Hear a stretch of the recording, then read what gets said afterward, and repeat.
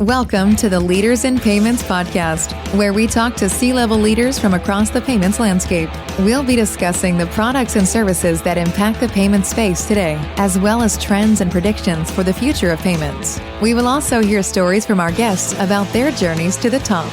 We actually get a lot of traffic from Reddit and Twitter, where these quote-unquote new era merchants and their founders are found.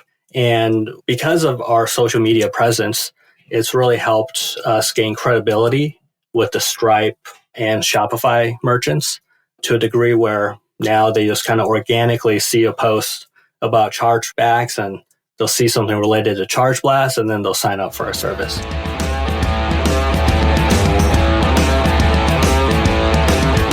That was Chi Sao, the co-founder and CEO of Chargeblast, and he is my special guest on this episode 327 of the Leaders in Payments podcast, and I'm your host, Greg Myers. Chargeblast helps hypergrowth startups reduce chargeback rates by up to 99%. Chi and I talk about what makes Chargeblast unique in the marketplace and how they help mainly customers of Stripe and Shopify decrease disputes and accept more transactions. We've got a great episode ahead, so let's get started.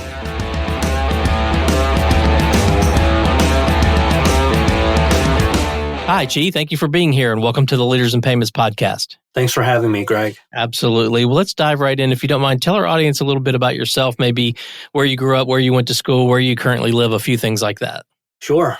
Grew up in a small town of Rochester, Minnesota, and I was surrounded by a lot of doctors and researchers because that's where the Mayo Clinic is based. That's probably what Rochester is best known for.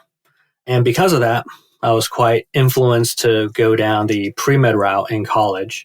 So I studied molecular and cellular biology in Yale. But I think I quickly realized that medicine wasn't for me because I always found myself starting new projects and new startups here and there. So I resold Pokemon cards in elementary school. I had my own soda pop and candy business in middle school and had a couple of music and life sciences startups while at Yale. So I figured, look, I have a biology background, but I really love business. So I did what is kind of the next best thing when it came to meshing the two together, which was life science consulting. Did that for a couple of years, did corporate development at a unicorn for a couple of years. And then I was an analyst at Point72, which is a long-short public equities hedge fund. And I covered enterprise software and multi-industrials. So, long story short, I haven't used my biology degree for many years now, but find it still very helpful in learning new spaces and meeting new people in terms of structuring my thinking process. We're based in New York. I live in Hell's Kitchen.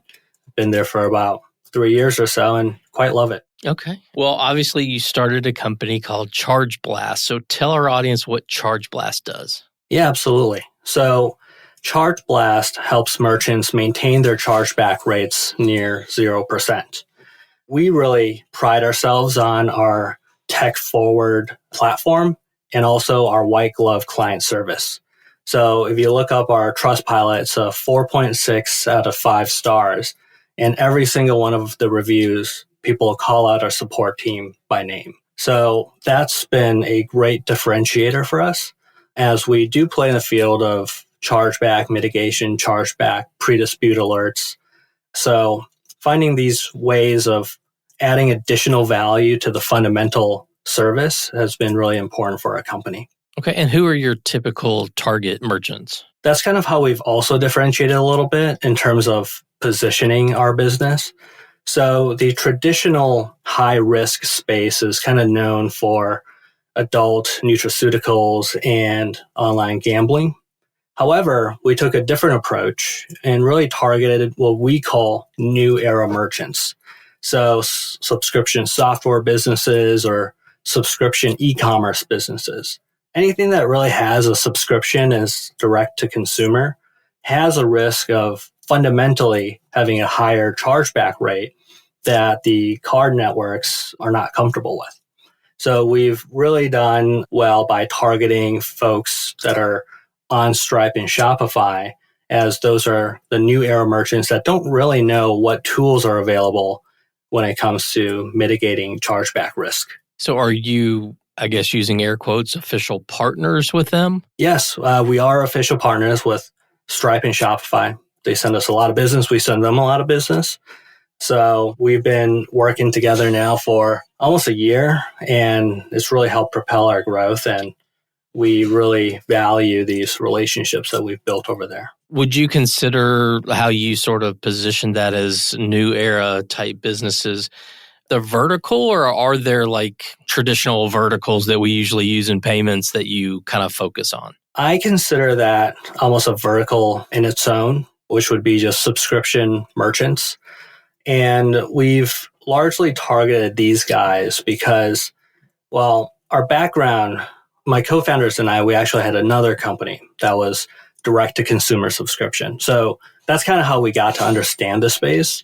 And by leveraging our background in ad spend, social media engagement, et cetera, we actually get a lot of traffic from Reddit and Twitter, where these quote unquote new era merchants and their founders are found. And because of our social media presence, it's really helped us gain credibility with the Stripe and Shopify merchants to a degree where now they just kind of organically see a post about chargebacks and they'll see something related to Chargeblast and then they'll sign up for our service. So maybe talk a little bit about your service, talk about maybe for those who may not know, but I think most listeners will, what a chargeback is, but maybe talk about how your service works and what merchants actually have to do to use the service. So the way Chargeblast works is at the moment of a consumer or customer charging back a purchase or disputing their purchase with a credit card company, Chargeblast is actually able to change the flow of information because of our engagements with Visa, MasterCard, so that instead of the processors knowing first, it's actually the merchants. And because we give the merchants 48 to 72 hours, when they address the issue with the customer, usually in the form of a refund, we'll let the credit card companies know, hey, everything's good. No need to open up a dispute. And thus, because there's never an official dispute open, the payment processors never officially see a chargeback. So that's how we help these merchants maintain low chargeback rates. And they just really care about keeping their chargeback rates as close to zero as possible. Because the last thing that they want is being kicked off of their processor or losing their payment processing account. You can't process money if you can't take money. Well, you don't really have much of a business. So it's just a flow of data that we've leveraged to help the merchants. But the way we really differentiate is we can make every single transaction unique. And by doing so, we can have high fidelity, one-to-one alert to transaction matching. So our merchants and clients no longer have to search through thousands of similar looking or tokenized transactions to try and figure out which one is the right one to refund. Because every single transaction is unique thanks to our features, we can have that immediate one-to-one matching and then automated refund and subscription cancellation thanks to our integrations with Stripe and Shopify. So that's kind of how the product works in a nutshell. Okay. And you've talked a little bit about what differentiates you already, but I want to double click on the service side. So tell the audience a little more about the white glove service, what that means to the merchant. So maybe even before getting into the white glove service, understanding how we're even able to offer that level of service is important. So Chargeblast is really built around self-service, meaning a lot of our clients will come to us, they'll never actually speak a word to us, and they're up and running the next day.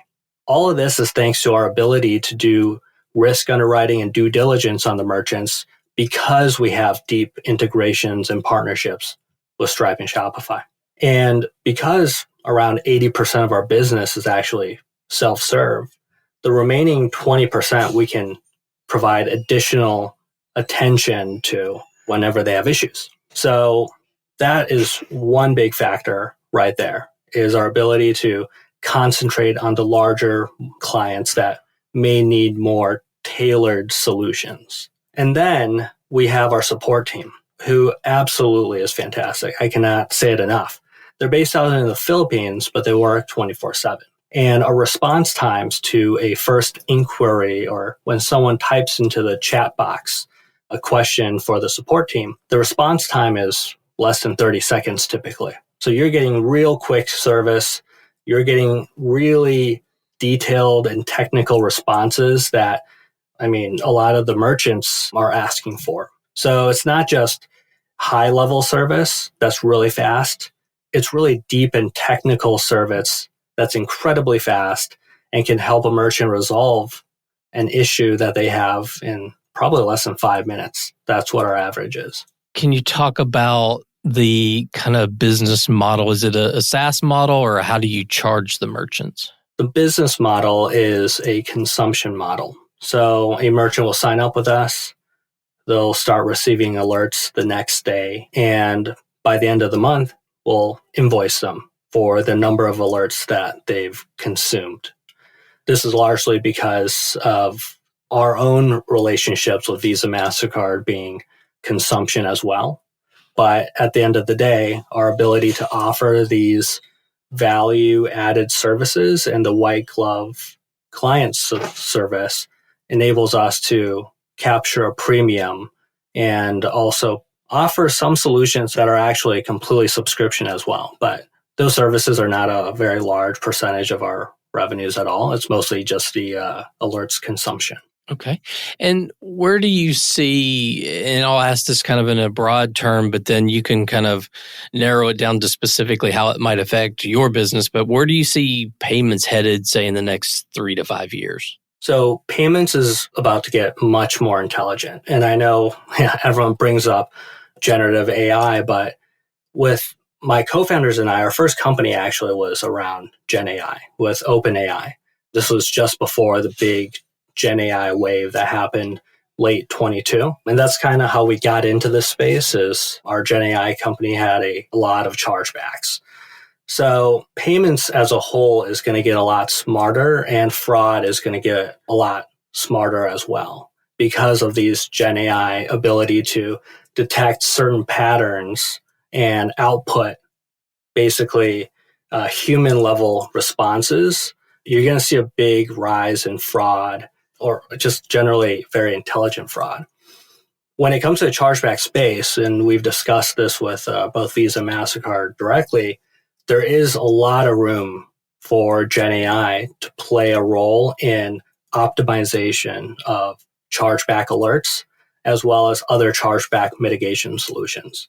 So what do I mean by that? Well, every vertical, whether it be in the health vertical or the subscription SaaS vertical or the online e-commerce vertical, every vertical has a fundamental chargeback rate that it has to deal with. However, not every merchant really should be keeping their chargeback rates at 0%.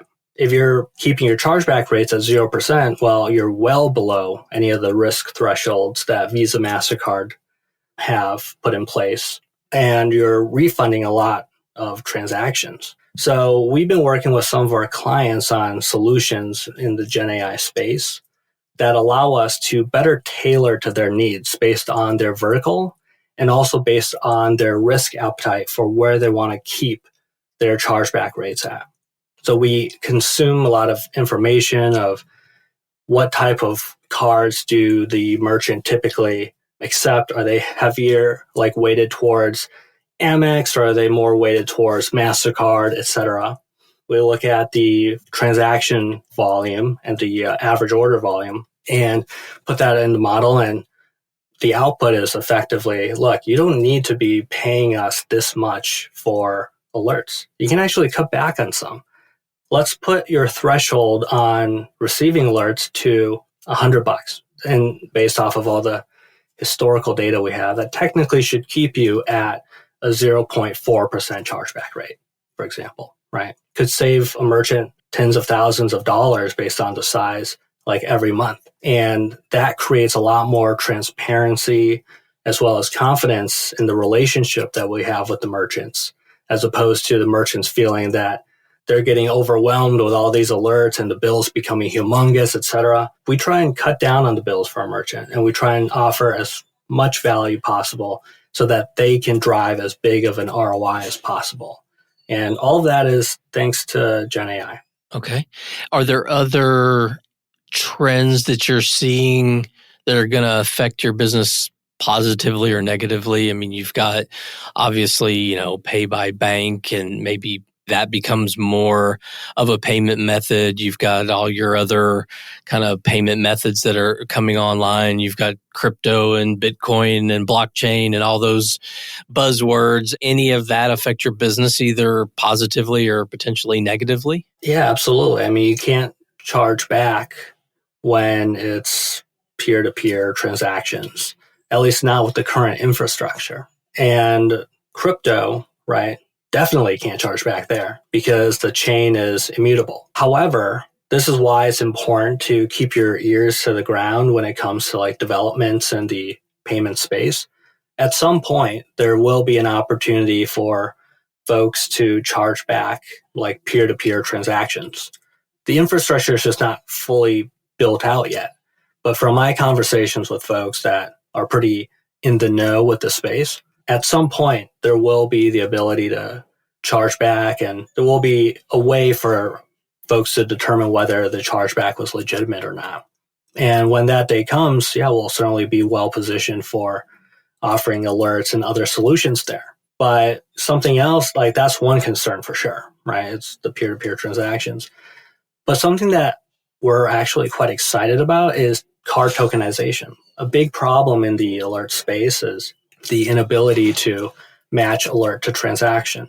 Even having alerts, it'll resolve in chargebacks hitting your processing account. Like I said, we have ability to make every single transaction unique, regardless of tokenization. So regardless of whether it's Apple Pay, Google Pay, regardless of the alert last 4 digits of the card number is different than what's in your CRM. We're able to do that matching with high fidelity, and that will hopefully allow us to stand out as more and more Apple Pay and Google Pay are being done across the world. Yeah, that makes a lot of sense. Well, let's switch gears a little bit and talk about you.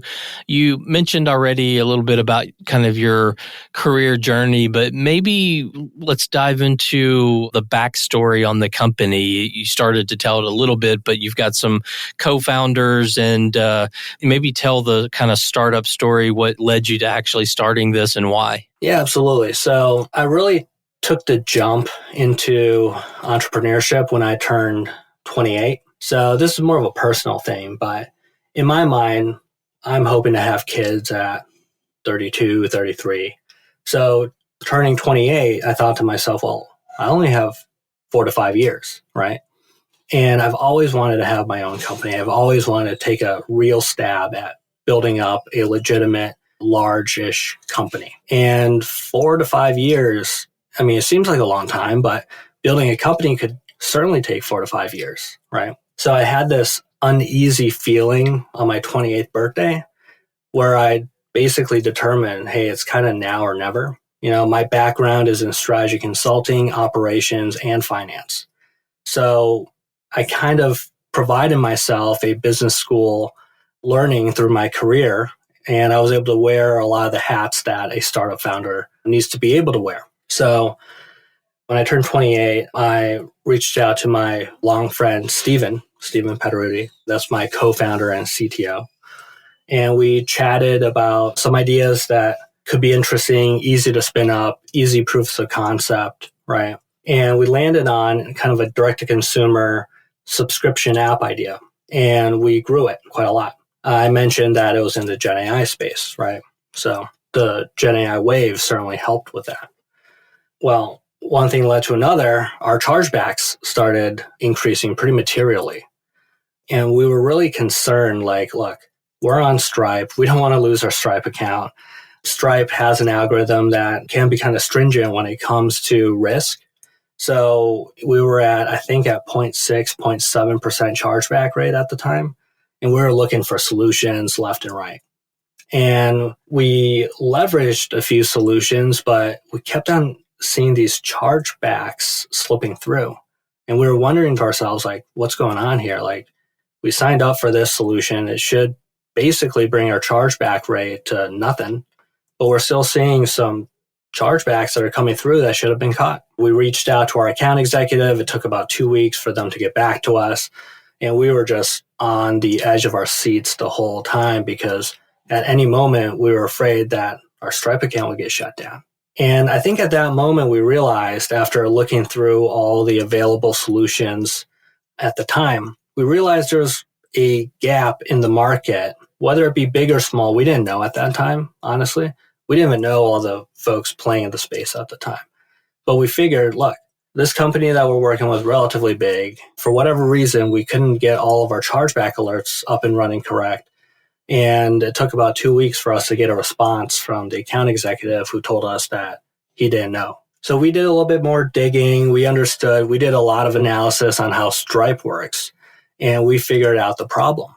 And that kind of gave us a little bit of moat because no one else could solve this Stripe problem where chargebacks were still coming in, but we did. And so we integrated deeper and deeper with Stripe and Shopify and the white glove service. I want my clients to be able to get a response from our A squad support team in less than 30 seconds, not 2 weeks. So putting that all together, I mean, it looked like we kind of hit the nail on the head because it's been a little bit less than a year, but we're protecting about a little bit more than $2 billion in annual GMV when it comes to our clients' transactions.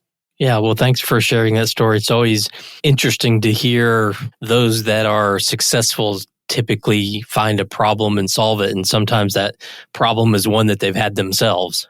Oh, yeah. This was definitely a big problem too. So, right. Well, what are some things you're passionate about? So maybe one work-related passion and one personal passion. I'll start on the personal passion first. I love working out and hitting the sauna every day. So no matter if I work 12 hours, 14 hours, 8 hours, doesn't matter.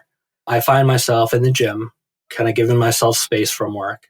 And I find myself, after doing some weightlifting, in the sauna to really zone out for 15 minutes, no music, no text, no nothing, just 180-degree heat and my body sweating out all the stress.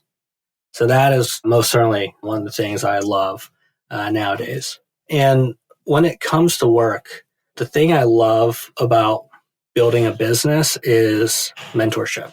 I mean, we have a team of around 20 people, many of them offshore, but we treat everyone like their family, give them a lot of responsibility and a lot of ability to reach farther than they thought they could. And with that, it makes me feel great that I'm affecting someone's life in a positive manner, because at the end of the day, your team is really just an extension of you. And it's a result of the investment that you put and time investment that you put into the team. So that is most certainly one of the things I love most about building a company, is seeing everyone grow around me. Okay. Well, one final question, and it's somewhat related to that mentorship and seeing people grow around you. What would your advice be to someone who's looking at starting, whether it's starting out right out of school and maybe they're looking at the payments industry or the fintech industry and saying, hey, I want to build my career in that industry? What advice would you give them to be successful in payments or fintech?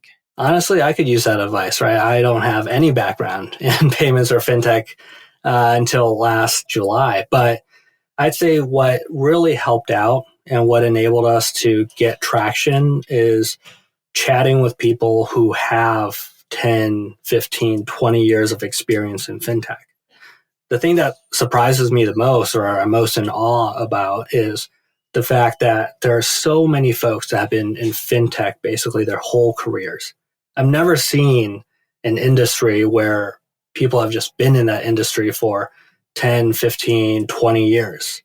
And I think that's really awesome. And I think it really speaks to how exciting the space is and how much opportunity the space has for people who do dive into the payments and fintech space. But yeah, honestly, just building relationships and asking for advice from people who have tens of years of experience, because at the end of the day, everything is pretty connected when it comes to fintech.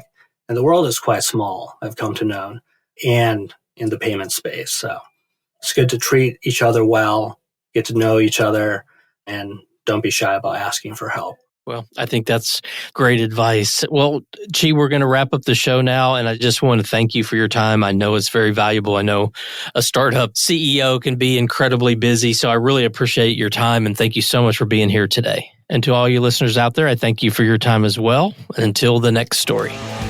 Thank you for joining us this week on the Leaders in Payments podcast. Make sure you visit our website at leadersinpayments.com, where you can subscribe to the show and where you'll find our show notes. If you enjoyed listening, please share on your social channels as well.